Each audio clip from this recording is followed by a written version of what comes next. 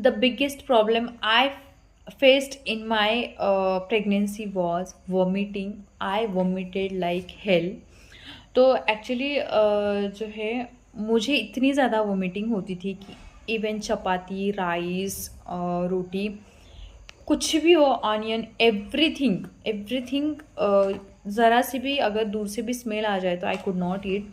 तो मैं hardly 1 to आधी से एक चपाती ही खाती थी दिन भर। दैट वॉज और इसी वजह से मेरी जो कंडीशन थी प्रेगनेंसी में, I losted 7 to 8 kgs wait.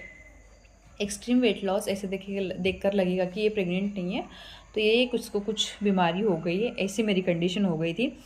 तो एक्चुअली 3 से 6 महीने तक, ऑलमोस्ट 4 से 5 महीने तक मेरी जो है ना वोमिटिंग रही थी। तो इसके ऊपर सोल्यूशन हम क्या कर सकते हैं?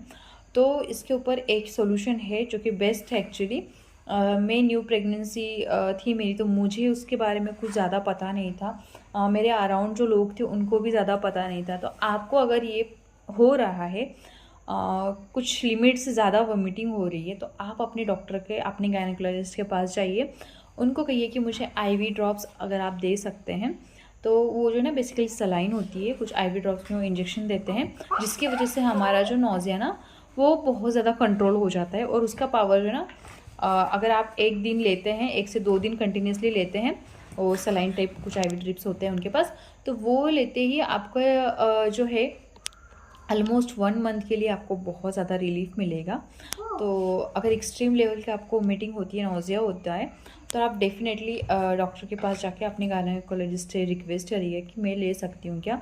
और उनको कुछ अच्छी मेडिसिन भी उसके साथ कंटिन्यू करनी होती है, वो भी उनसे पूछकर आप ले सकते हैं।